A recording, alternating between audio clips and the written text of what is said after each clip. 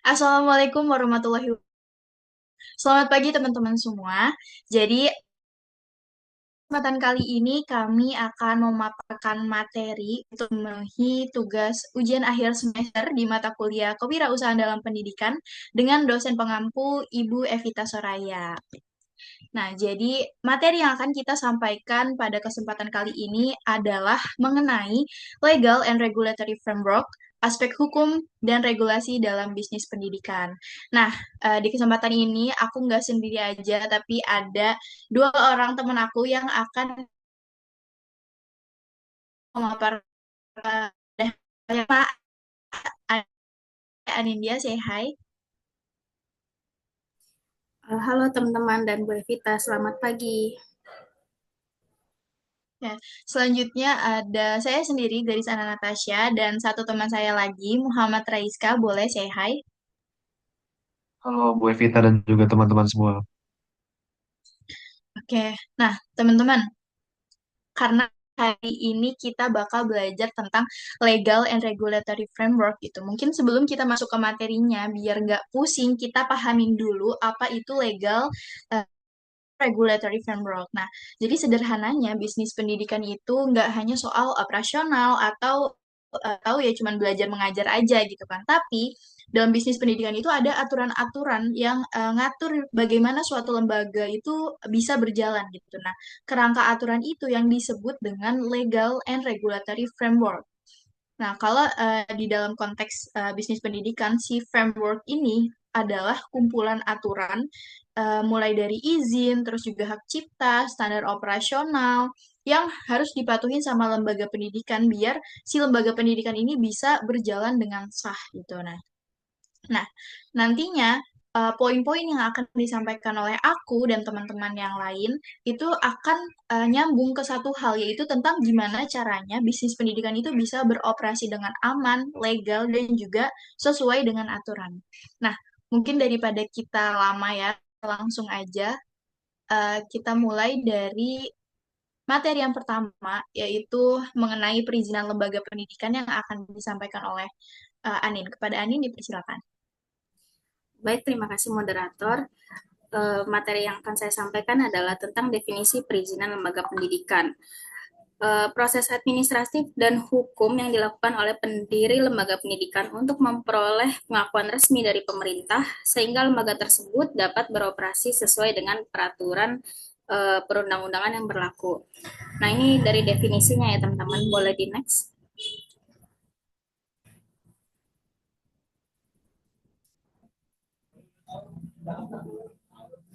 Nah, kemudian eh, kita membahas tentang legalitas usaha sebagai dasar operasional lembaga pendidikan.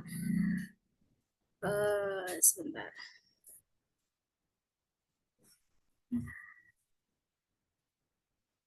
Nah, dalam menjalankan bisnis pendidikan, aspek hukum dan regulasi itu wajib diperhatikan ya teman-teman, karena lembaga pendidikan itu tidak bisa berdiri dan beroperasi secara sembarangan. Nah, legalitas usaha sebagai dasar operasional lembaga pendidikan itu diatur dalam Undang-Undang Nomor 20 Tahun 2003 tentang Sistem Pendidikan Nasional. Aturan ini memastikan lembaga pendidikan memenuhi standar mutu, memiliki kurikulum yang sesuai, serta dapat dipertanggungjawabkan sesuai secara hukum dan sosial. Boleh di next?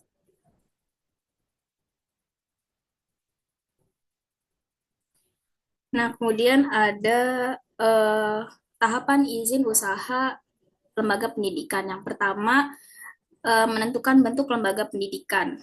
Nah, langkah awalnya adalah menentukan bentuk lembaga pendidikan yang akan didirikan.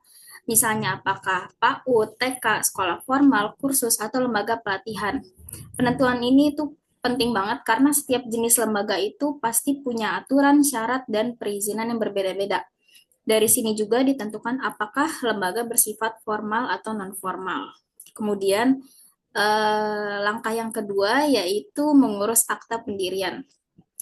Nah, setelah bentuk lembaga ditentukan, tahap berikutnya adalah mengurus akta pendirian melalui notaris. Akta ini fungsinya sebagai bukti legal bahwa lembaga pendidikan tersebut resmi didirikan oleh badan hukum seperti yayasan atau perkumpulan. Tanpa akta pendirian, lembaga pendidikan tidak memiliki dasar hukum yang kuat. Kemudian yang ketiga ada mengajukan izin operasional. Izin operasional ini merupakan izin resmi dari pemerintah agar lembaga pendidikan boleh menjalankan kegiatan pembelajaran. Izin ini biasanya diajukan ke Dinas Pendidikan atau melalui sistem perizinan online. Pada tahap ini, pemerintah akan menilai apakah lembaga sudah layak beroperasi atau belum. Terus kemudian tahapan yang keempat yaitu memenuhi standar nasional pendidikan atau SNP. Agar operasional bisa diterbitkan, lembaga pendidikan itu harus memenuhi SNP atau Standar Nasional Pendidikan. SNP ini meliputi standar kurikulum, pendidik, dan tenaga pendidikan, sarana prasarana, pengelolaan, pembiayaan, serta penilaian. Tujuannya itu biar kualitas pendidikan yang diberikan tetap terjaga dan sesuai dengan standar nasional. Kemudian yang terakhir ada mendapatkan NPSN. NPSN itu singkatannya Nomor Pokok Sekolah Nasional. Fungsinya sebagai identitas resmi lembaga pendidikan yang terdaftar di Sistem Pendidikan Nasional. Dengan NPSN, lembaga bisa mengakses berbagai program pemerintah seperti bantuan pendidikan, pendataan siswa, dan akreditasi. Nah, jadi secara keseluruhan, aspek hukum dan regulasi dalam bisnis pendidikan itu tujuannya untuk memastikan bahwa lembaga itu berjalan secara legal, terstandar, dan bertanggung jawab. Dengan mengikuti tahapan izin usaha pendidikan, lembaga tidak hanya aman secara hukum, tapi juga dipercaya oleh masyarakat sekitar. Boleh di next?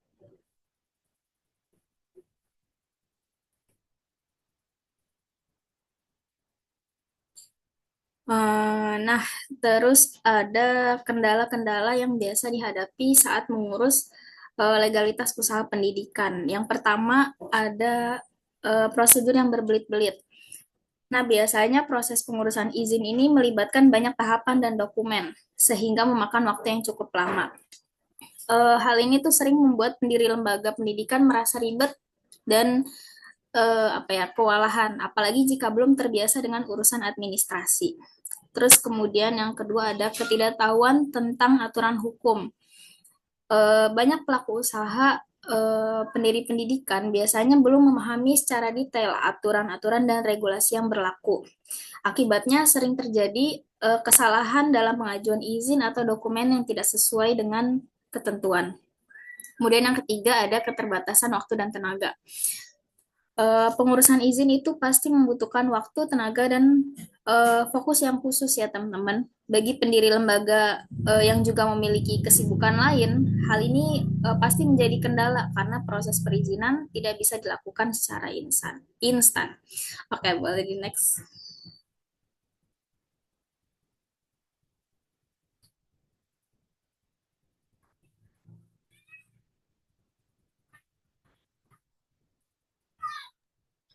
Oke, terima kasih banyak Anin atas penjelasannya. Selanjutnya ada materi tentang intellectual property dalam education technology yang akan disampaikan oleh Raiska. Kepada Raiska, dipersilakan.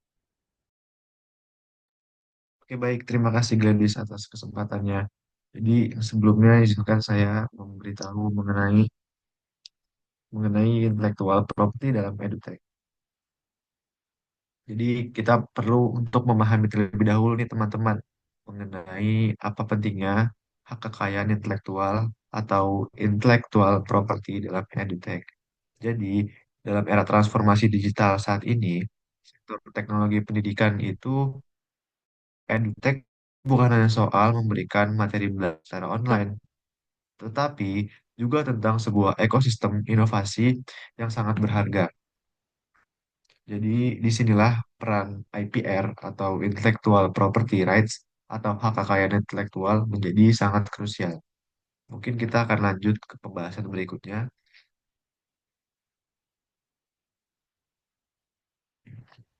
Boleh di next, Ble. Oke, jadi kita akan jadi kita akan mengenal apa itu IPR dalam konteks edutech. Jadi yang pertama, kita akan berbicara mengenai edutech itu sendiri.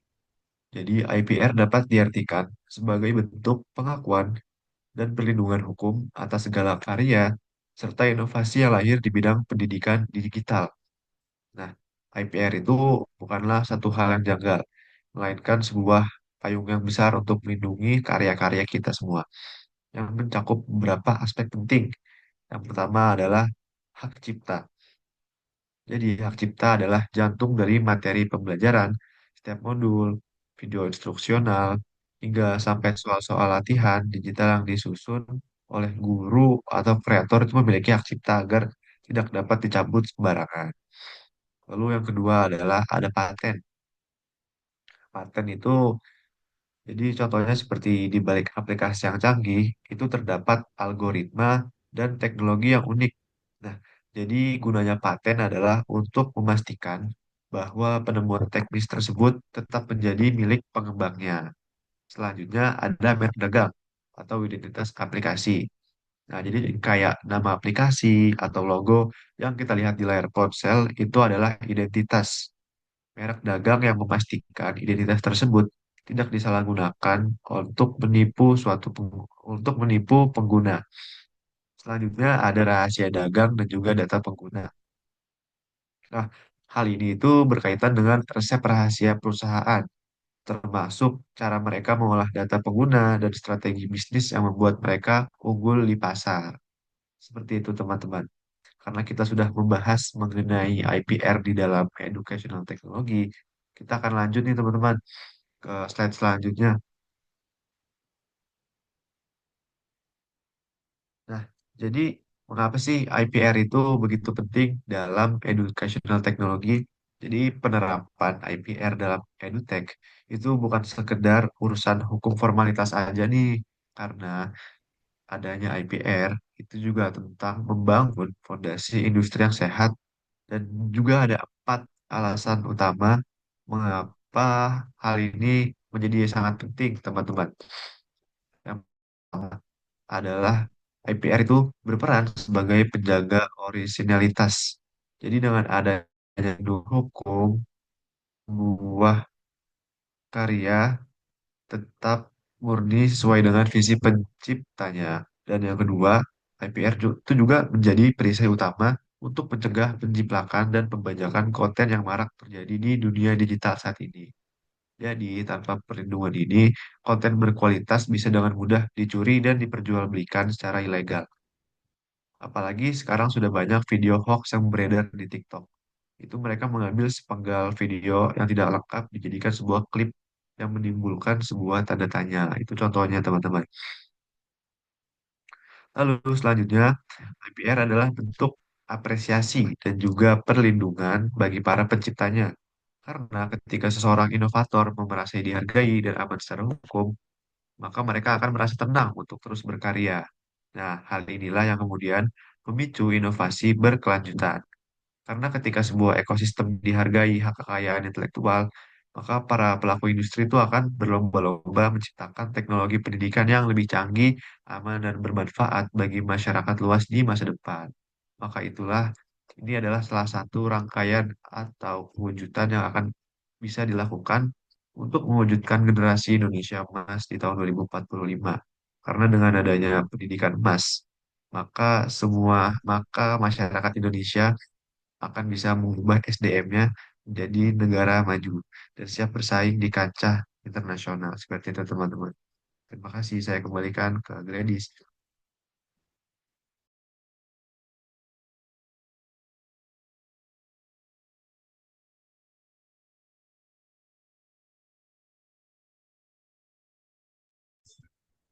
Oke, baik. Terima kasih Raiska atas penjelasannya. Selanjutnya kita ke materi tentang compliance and regulatory framework yang akan disampaikan oleh Anin. Kepada Anin dipersilakan.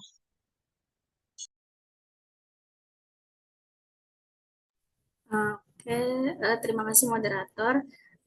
Untuk materi selanjutnya adalah pengertian compliance dan regulatory framework. Oke, sebentar.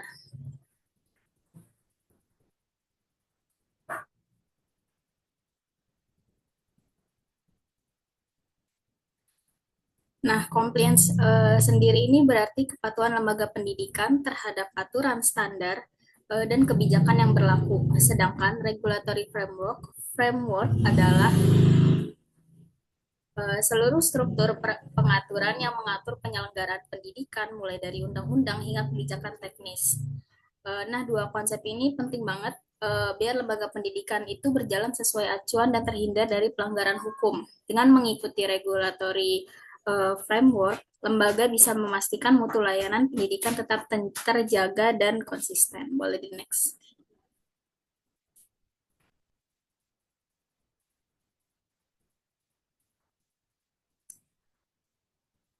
Oke, terus kemudian ada urgensi urgensi dari compliance dan regulatory framework. Eh, nah, kenapa sih urgensinya ini penting banget? Yang pertama karena kurikulum pendidik dan fasilitas tata kelola itu harus memastikan kualitas pendidikan kita. Kurikulumnya yang up to date, dosennya yang kompeten, fasilitasnya layak, dan sistem manajemen kampus itu jadi rapih atau tata kelolanya jadi teratur. Jadi kita sebagai mahasiswa itu juga nggak dirugikan. Terus kemudian ada hak siswa atau mahasiswa dan mutu jadi terjamin. Kalau aturannya jalan, pasti hak-hak kita sebagai mahasiswa, misalnya hak dapat nilai yang transparan, hak untuk ikut organisasi, dan yang paling penting mutu atau kualitas lulusan pendidikan kita pasti terjamin, dan gelar atau lulusan dari suatu universitas tuh jadi nggak sembarangan. Uh, Terus urgensi yang ketiga adalah uh, anti bullying, K3S dan data pribadi. Nah, ini tuh soal keamanan dan kenyamanan ya, teman-teman. Jadi aturan ini tuh melindungi kita dari hal-hal yang negatif kayak bullying, memastikan kesehatan dan keselamatan kerja di sekolah kalau ada praktikum atau praktik lab. Dan yang paling krusial itu biasanya data pribadi kita, misal kayak NIM, nilai, dan alamat rumah. Dan itu dipastikan terjaga gitu privasinya. Terus yang kemudian ada reputasi terjaga dan menghindari sanksi. Nah, buat institusi itu patuh aturan untuk menjaga nama baik di masyarakat tuh penting banget. Kalau nggak patuh pasti bakal kena sanksi berat. Misalnya kayak akreditasinya dicabut, izin izin operasinya dicabut. Jadi kompliansi ini adalah investasi jangka panjang buat kredibilitas kampus. Boleh di next.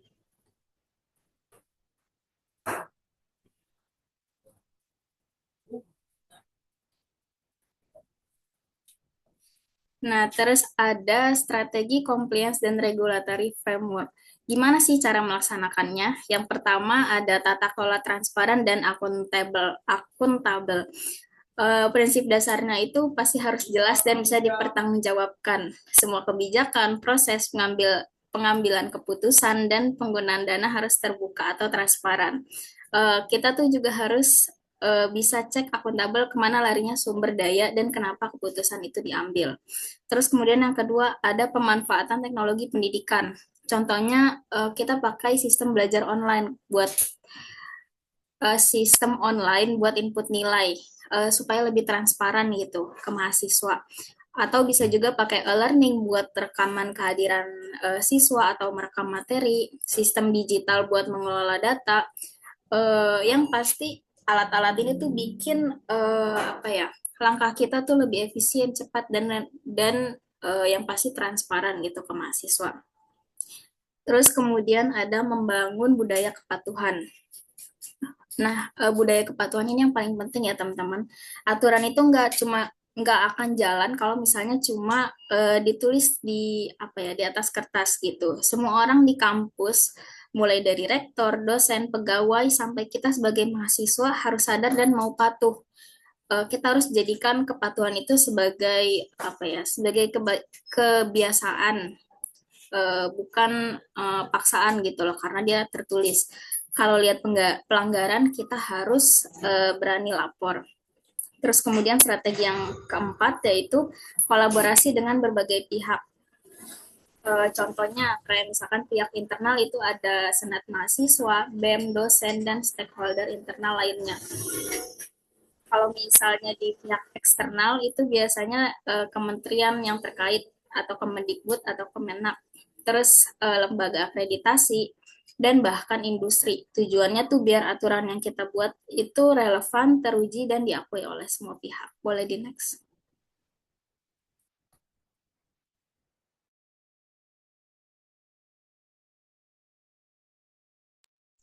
Oke, baik. Terima kasih banyak Anin atas penjelasannya. Selanjutnya kita akan masuk ke aspek hukum dan regulasi dalam bisnis pendidikan. Nah, sebelum kita masuk ke materi spesifik, kita perlu tahu dulu kalau kerangka regulasi itu adalah aturan gitu, yang suatu aturan yang mengatur gimana lembaga pendidikan itu boleh beroperasi dengan sah. Nah, kalau di Indonesia sendiri, aturan aturan paling dasarnya itu ada di UU nomor 20 tahun 2003, di mana undang-undang ini itu ngasih landasan. Misalnya, lembaga pendidikan harus legal, harus punya kurikulum yang sesuai, dan wajib mengikuti akreditasi tertentu gitu. Nah, jadi suatu lembaga pendidikan itu nggak bisa asal buka tanpa ada standar yang jelas. Nah, setelah aturan besar itu, ada lagi nih aturan turunan dari Kemdikbud.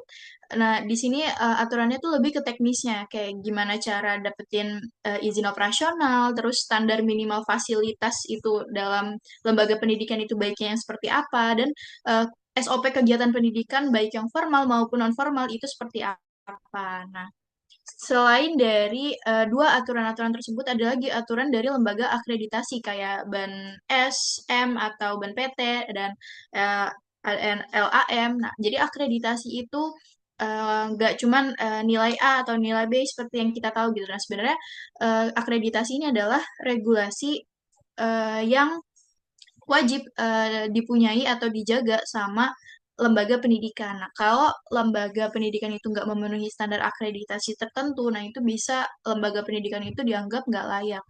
Selain itu, regulasi pendidikan ini juga ngatur mengenai perlindungan peserta didik, termasuk keamanan fisik dan juga psikologisnya.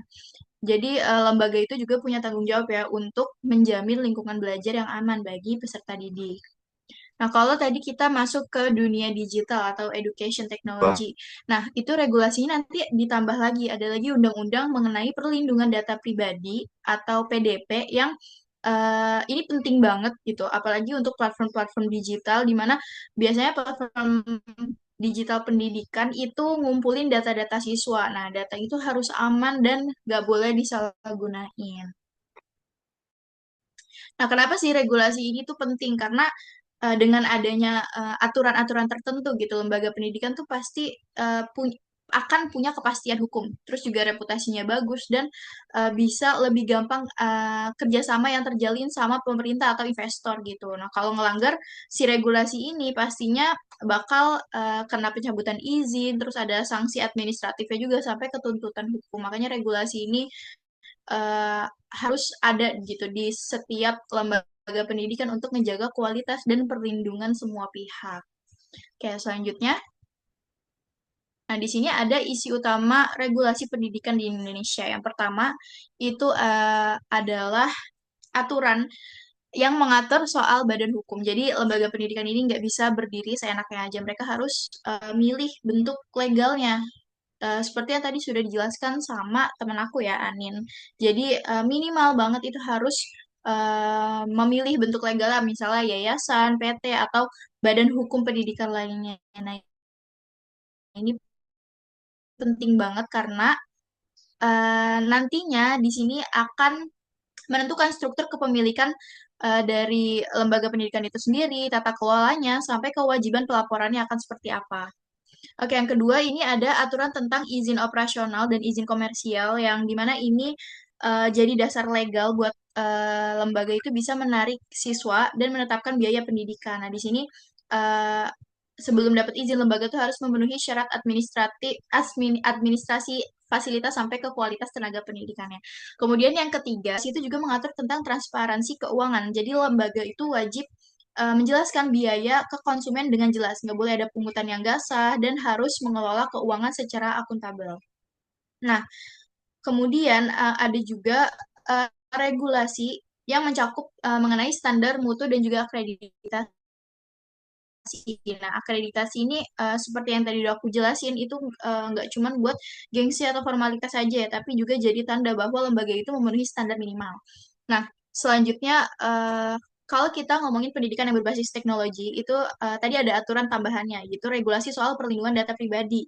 Nah, ini karena udah dijelasin juga platform edu-teknologi itu ngumpulin data siswa karena mereka tuh berbasis teknologi ya. Nah, mereka juga punya tanggung jawab untuk menjaga data biar nggak aman dan juga nggak sembarangan untuk dipakai. Oke, selanjutnya kita akan bahas tentang dampak regulasi terhadap model bisnis pendidikan. Yang pertama, regulasi itu membatasi jenis layanan yang boleh ditawarkan. Contoh paling jelasnya misalnya kalau lembaga pendidikan itu pengen ijazahnya diakuin, maka mereka harus menerima atau memenuhi standar akreditasi tertentu gitu. Kemudian yang kedua, regulasi itu memengaruhi transparansi biaya dan struktur pendanaan.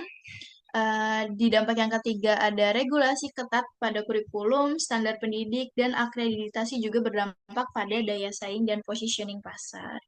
Nah, kemudian dampak yang terakhir ini ada eh,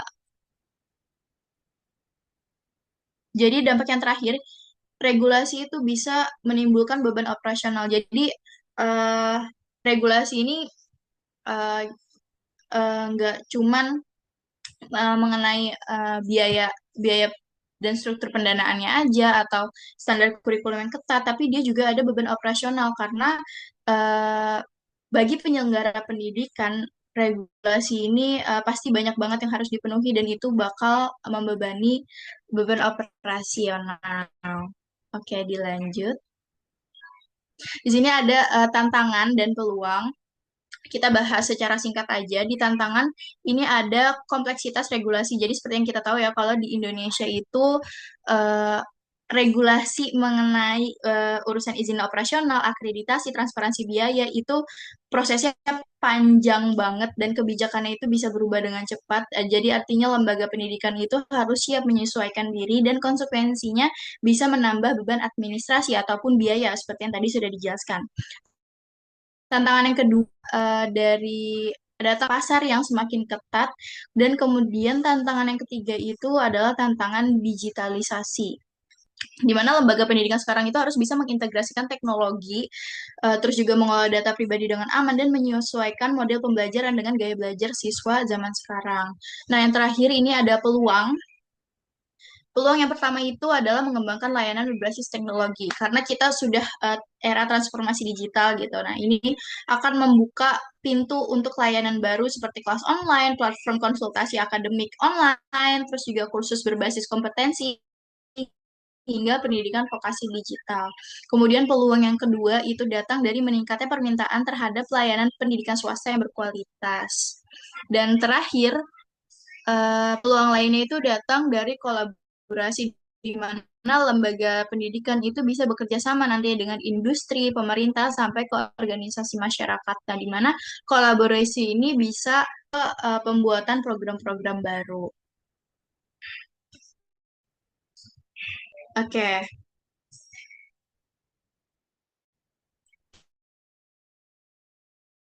untuk selanjutnya ini ada studi kasus yang akan disampaikan.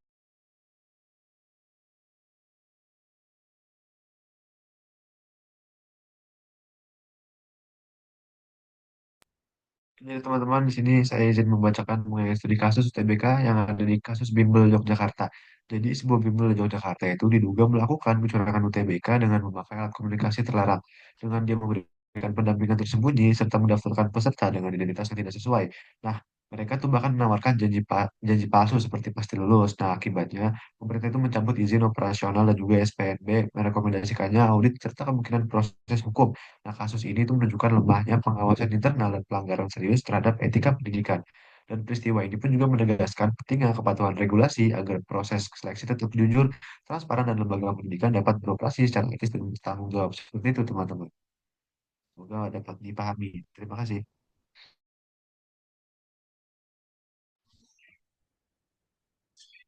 Oke, terima kasih banyak Raiska atas penjelasan mengenai studi kasusnya.